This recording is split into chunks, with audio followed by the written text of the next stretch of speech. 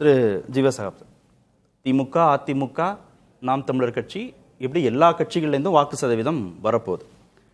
ரெண்டாவது, திரு விஜயகாந்த் அரசியலுக்குள்ள வரும்போது இருந்த ஈர்ப்பை விட இப்போ அதிகமாக திரு விஜய் வருகிற போது அவருக்கு இருக்கு. மூன்றாவது, கூடிய கூட்டமெல்லாம் காசு கொடுத்தோ வேறு எந்த பண பலன்களுக்காகவோ வேறு லாபங்களுக்காகவோ வராத கூட்டம் தானாக வந்து சேரக்கூடிய கூட்டமா இருக்கும். இல்லை, நாலாவதா, தினந்தோறும் அரசியல் பண்ண தொடங்கினா இன்னும் 8 மாத காலத்துல தமிழக வெற்றி கழக தொடர்பான அந்த பார்வை மக்கள்கிட்ட மாறினா இவங்க ஒரு மிகப்பெரிய சக்தியாக, முதன்மை சக்தியாகவே வந்துவிட முடியும்னா அச்சுறுத்தல் தானே அது திமுகவுக்கும் அதிமுகவுக்கும்? இல்லை, இது திமுக அதிமுக அச்சுறுத்தல் இல்லை. இவர்களுக்கு கூட்டம் கூடுவது தமிழ்நாட்டுக்கு அச்சுறுத்தல். தமிழ்நாட்டினுடைய அரசியல் மரபுக்கு, இங்கே இருக்கக்கூடிய முற்போக்கு மரபுக்கு தான் அச்சுறுத்தல். கூட்டம் கூடுவதை பற்றி சொன்னீங்க. மதுரைங்கிறது சும்மாவே கூட்டம் கூடுற ஊர் தான். லியோனி பேச்சு, சாலன் பாப்பையாவுடைய பேச்சு, இதையெல்லாம் கேட்டு விவேக்கையும் வடிவேலு மாதிரி நடிகர்களையும் பல நகைச்சுவை கலைஞர்களையும் ஹீரோக்களையும் சினிமா நடிகர்களையும் உருவாக்கின ஊர் மதுரை.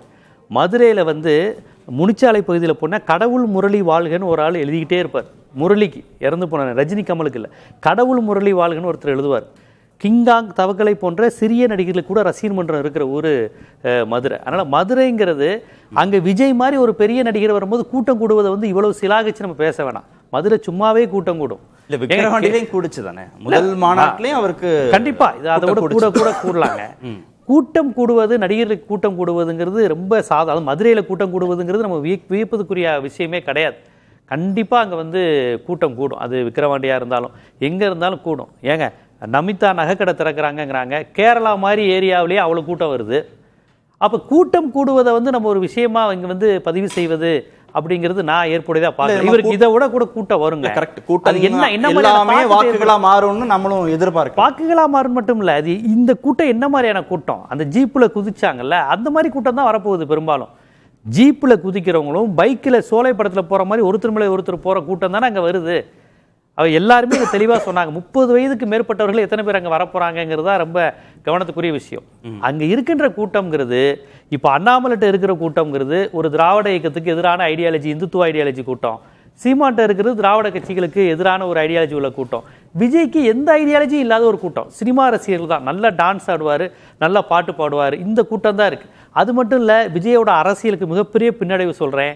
இப்பயும் அவங்களுடைய ரசிகர்கள் சமூக வலைதளங்களில் ரஜினிகாந்தை கிண்டல் பண்ணி எழுதிக்கிட்டு இருக்கிறது, அஜித்தை தோத்து போயிட்டார்னு சொல்லி எழுதுறது மூலமாக அவங்களுடைய அறிவு வளர்ச்சி என்னங்கிறது தயவு செய்து புரிஞ்சுக்கோங்க. ஒரு அரசியல் கட்சி உருவாக்குறவங்க அவரே தன்னுடைய படத்தில் அஜித் தான் மிகப்பெரிய ஆளுன்னு கோட் படத்தில் காமிச்சிட்டாரு. கிளைமேக்ஸில் என் பொண்ணே அஜித் ரசிகர் தான் சொல்லி கைத்தட்டு வாங்குறாரு.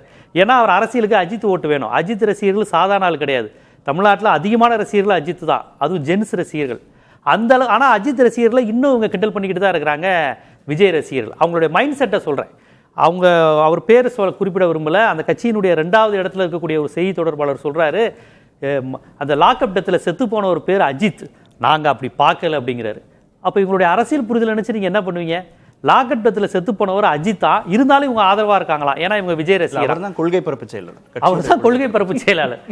யோசிச்சு பாருங்க, மைண்ட் செட்டை பாருங்க. எம்ஜிஆர் முன்னாடி திரண்டவர்கள் விசிலடிச்சாங்க குஞ்சுன்னு மூக்காமுத்து சொன்னார். ஆனால் எந்த எம்ஜிஆர் ரசிகரும் இந்த லெவலுக்கு கிடையாது.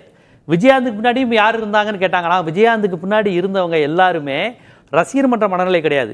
ஏழை ஜாதி படத்திலேயே அவன் பொலிட்டிசைஸாக ஆனவன். வட தமிழகத்திலையும் சரி, தென் தமிழகத்திலையும் சரி, மேற்கு மண்டலத்திலையும் சரி. அவர் அவ்வளோ பெரிய ஒரு மக்களுக்கு ஏதாவது செய்யணுங்கிற நோக்கத்தோடயே இருந்தாங்க. கட்சியில் இருந்த ஒவ்வொருத்தரும் விஜயகாந்துங்க. விஜயகாந்த் கட்சியில் இருந்த ஒவ்வொருத்தரும் அதான் என்னத்தா பிரச்சனை, ஏன்னா ஆரம்ப சுகாதார நல வழியா இந்த மாதிரி திங்க் பண்ணக்கூடிய கூட்டம் 92. சரி, அரசியல் மையப்படுத்தப்படலை, ஆனால் ஓட்டு விஜய்க்கு தான் ஒரு முடிவு எடுத்துட்டாங்கன்னா நாங்க அரசியல் மையப்படுத்தப்படல அப்படின்ற விமர்சனத்தோட என்னைக்குமே இருக்குங்க. விஜய்க்கு தான் நாங்க ஓட்டு போட போறோம் இல்ல உறுதியா இருந்துட்டாங்கன்னா. அவங்க பேசினப்போ ஒரு விஷயம் சொன்னாங்க இல்லைங்களா, திமுக அதிமுக வேணாம் அப்படின்னு சொல்லக்கூடிய கூட்டம் தமிழ்நாட்டில் என்னைக்குமே 10 விழுக்காட்டுக்கு மேல இருந்துகிட்டே இருக்கு. அந்த 10% ஓட்டு உங்களுக்கு பாமக தனியா நிக்க போறேன்னு சொன்னாலும் வரும், சீமான் தனியா நிக்க போறேன்னு சொன்னாலும் வரும், கமலஹாசன் தனியா நிக்க போறேன். இவங்க எல்லாம் யாருன்னா திராவிட கட்சியில இருந்து எதிர்ப்பு உள்ளவங்க தான். ஓகே, அந்த 10%. அதுக்கப்புறம் இது வரைக்கும் ஓட்டே போடாதவர்கள் அப்படின்றவங்க, அப்புறம் நாம் தமிழர் கட்சியில் இருக்கக்கூடிய இளைஞர்கள், ஆளும் கட்சிக்கு எதிராக அதிமுக எங்களுக்கு வேண்டாம் அப்படின்னு முடிவெடுக்கக்கூடியவர்கள், இப்படி கொஞ்சம் கொஞ்சமா அங்கிருந்து போகிற சொல்ற எல்லாமே கிட்டத்தட்ட ஒரே புள்ளியில தான் இணையும். நீங்க அவ்வளவு பகுத்து பார்த்து 50-60% ரேஞ்சுக்கு நீங்க சொல்ற பார்க்கும்போது எனக்கே கணக்கு போடுறேன், இது 10 அது 10 அப்படின்னு. இன்னொன்னு தெரிஞ்சுக்கோங்க, 18 வயசுல இருந்து 30 வயது தான் மோடிக்கு 2014 தமிழ்நாட்டில் மோடிக்குன்னு தனியாக ஓட்டு விழுந்துச்சு. இன்னும் 2014 மோடிக்கு ஓட்டு போட்டேன், இப்போ எவனும் மோடிக்கு ஓட்டு போக மாட்டான். ஏன்னா அந்த பொலிட்டிக்கல் டேம் காங்கிரஸ் சரியில்லை, மோடி வந்தா குஜராத் மாடல் சூப்பராகும் நம்பின கூட்டம் 18 வயசுல 2014 இருந்தா ஷிஃப்ட் அவ்வளவுதான். இப்ப 2014 மோடிக்கு ஓட்டு போட்டேன்னு சொன்ன பல பேர் இன்னைக்கு வந்து எப்பா மோடியான்னு பதறக்கூடிய நிலையில இருக்கிறான். ஏன்னா அன்னைக்கு அவனுக்கு 18 வயசு, இன்னைக்கு அவனுக்கு 32 வயசு. அதனால விஜய்க்கு வந்து நீங்க 30க்குள்ள மட்டும் கணக்கு பண்ணுங்க. இவங்க சொன்ன மாதிரி எனக்கு தெரிஞ்சு ஒரு 33-34 வயசுக்கு மேல பெட்ரோல் விலையிலிருந்து அரபு நாடு அரசியல், இன்னைக்கு ஜியோ பாலிடிக்ஸ், இதெல்லாம் ஓரளவுக்கு பேசக்கூடிய நிலைக்கு வந்துட்டான். ஒரு எம்என்சியில் வேலை பார்க்குறவன் எல்லாருக்குமே இன்னைக்கு ஜியோ பாலிடிக்ஸ் பேச வேண்டிய சூழல் வந்துருச்சு. டாலர் மதிப்பு குறையுது, ட்ரம்ப் ஜெலன்ஸ்கி என்ன பேசுறாங்க நிலைக்கு வந்துட்டான். அந்த அறிவுடையவன் எவனுமே தாவேக்கா பக்கம் போக மாட்டான். அவனும் இளைஞர் தான், 32-33. 18 வயசு, 20, 22, 26, 27 இன்னும் சொல்றா கல்யாணம் பண்ணிக்காம இருக்கக்கூடிய ஆட்கள் பலருக்கு விஜய் வந்து ஒரு பெரிய ஆளா இருக்கும். ஏன்னா இவங்களுக்கு அரசியல் சுத்தமா தெரியாத நிலை இருக்கு. இன்னைக்கு கிட்டத்தட்ட எமர்ஜென்சி அறிவிக்கிற மாதிரி ஒரு மசோதா வந்திருக்கு. இது குறித்து அவர் ஏதாவது அறிக்கை விட்டுவாரா? ஒருவேளை இன்னைக்கு புதிய தலைமுறையை பார்த்தா நம்ம என்னென்ன கோரிக்கையெல்லாம் விஜய் செஞ்சாரான்னு கேட்டோம்னா நாளைக்கு அவங்க அறிக்கை விடலாம், பேசலாம். பட் இன்னைக்கு பதறிக்கிட்டு அறிக்கை பண்ணணும்ல. இன்னைக்கு இந்தியாவே எவ்வளவு பெரிய அறிக்கை அவர்கிட்ட அறிக்கை வந்திருக்கா? அவர் சொன்ன மாதிரி நாம் தமிழர்கிட்ட கொள்கை ரீதியா எதிர்ப்பா இருந்தா கூட எந்த பிரச்சனைனாலும் ஏதாவது சொல்றாருல, இது தப்பு இது இல்லைன்னு எதுக்குனாலும் உட்காந்து 1 மணி நேரம் பிரஸ் மீட் சந்திக்கிறாருல. இப்ப விஜய்க்கு இப்படி ஒரு மசோதா வந்திருக்கே, இதுல என்ன? அவர்கிட்ட நீங்க மேலோட்டமா கேட்டா அதை ஆதரிக்க கூட செய்வார். கரெக்டு தானே, யாரா இருந்தாலும் தப்பு செஞ்சா ஜெயிலுக்கு போகணும்னு சொல்றான், கரெக்டு தானேன்னு கூட அவர் சொல்லலாம். யாரும் சொல்லி கொடுக்காம சொல்லலாம், இயல்பா பேசினா அப்படி கூட அவர் பேசிடுவார்.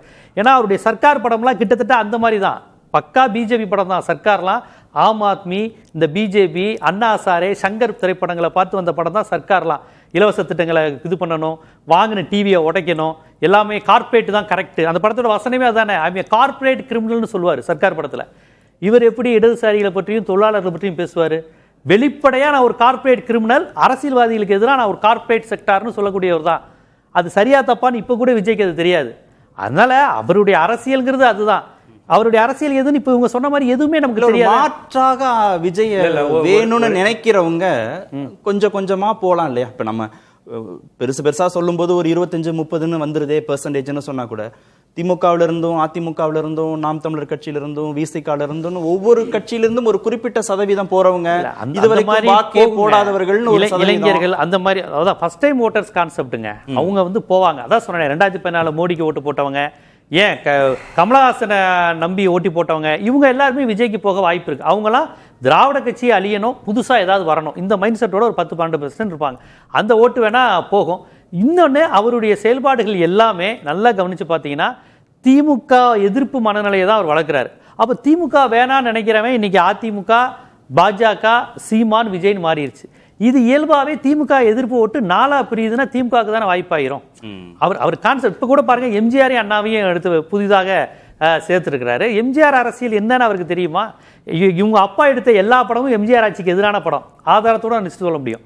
அவர் 80 அவர் எடுத்த எல்லா படமும் எம்ஜிஆர் ஆட்சி, போலீஸ் ரேப் நடக்கிறதுலேருந்து படுவஸ்டான படம்னு சொன்னவர். எம்ஜிஆர் ஆட்சியில எம்ஜிஆரை எதிர்த்து படம் பண்ணவங்க 2 பேர், டி ராஜேந்தர், இன்னொன்று எஸ்ஏசி. மற்ற எல்லாரும் எம்ஜிஆர் கட்டுப்பட்டு தான் இருப்பாங்க. ஸோ இவர் இப்போ எம்ஜிஆர் படத்தை காமிக்கிறாரு, அவங்க அப்பாலாம் வர்றாரு, அவர் எம்ஜிஆர் ஆட்சி எடுத்து தானே அவங்க அப்பா படமே எடுத்தாரு. ஸோ எல்லாம் ஒரு கணக்குக்கு வைக்கிறதானே ஒழிய எதுவுமே கொள்கைலாம் கிடையாது. ஜீவா வந்து எனக்கு அது அவருடைய கருத்து. பட் ஆனால் அவர் ரொம்ப அண்டர் எஸ்டிமேட் பண்ணுறாரு அப்படின்னு நான் நினைக்கிறேன். நீங்கள் விஜய்யுடைய அரசியல் அப்படின்றது 30 வயசுக்கு கீழே தான் இருக்கு. ஆமாம், 30 வயசுக்கு மேலே இருக்கக்கூடியவர்கள்லாம் வந்து விஜயை கவனிக்கல, அவர் பக்கம் ஒரு ஈர்ப்பு அப்படின்றது உருவாகல, ஒரு இன்ட்ரெஸ்ட் உருவாகல அப்படின்றாரு. அந்த மாதிரி கிடையாது. உங்களுக்கு விஜய்யுடைய வருகை அப்படின்றது பல்வேறு மட்டங்களில் ஒரு மிகப்பெரிய தாக்கத்தை ஏற்படுத்தி இருக்கிறது. உங்களுக்கு நீங்கள் ஒன்றும் தெரியாதவன் போய் ஓட்டு போட்டுருவான் அப்படின்னு நம்ம வந்து மக்களை வந்து அப்படி குறைச்சி மதிப்பிட முடியாது.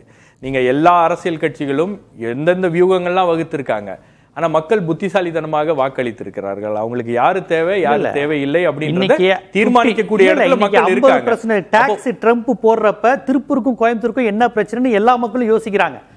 இன்னைக்கு எல்லா மக்களும் படிச்சிருக்காங்க. 60,000-70,000 சம்பளங்கிறதெல்லாம் சர்வசாதாரணமா வாங்கக்கூடிய நிலைக்கு இளைஞர்கள் வந்துட்டாங்க.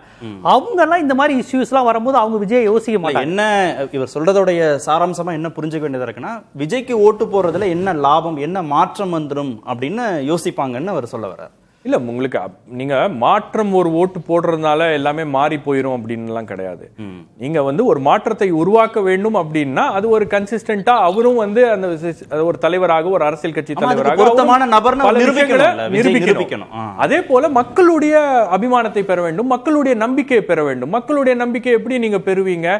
மக்களுடைய பிரச்சனைகளை பேசும்போதுதான் அது வரும். களத்துல நிக்கும் போதுதான் அது வரும். சோ அந்த வேலைகளை விஜய் உடனடியாக தொடங்கினால் உங்களுக்கு வருகின்ற ஒரு 8 மாத காலத்துல அவர் ஒரு மிகப்பெரிய சேலஞ்சராக மாறுவார் அப்படின்னு தான் நான் பார்க்கிறேன். மாற்றம் தருமா மதுரை மாநாடு? என்ன பேச போகிறார் விஜய்? என் நெஞ்சில் குடியிருக்கும் என்னுடைய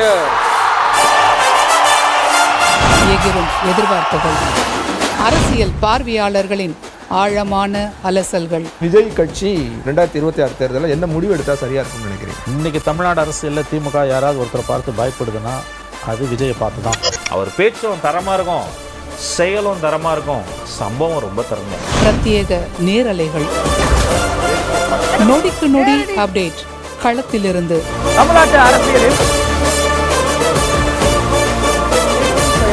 புதிய தலைமுறை டிஜிட்டலில் நாள் முழுவதும் மாநாடு 2.0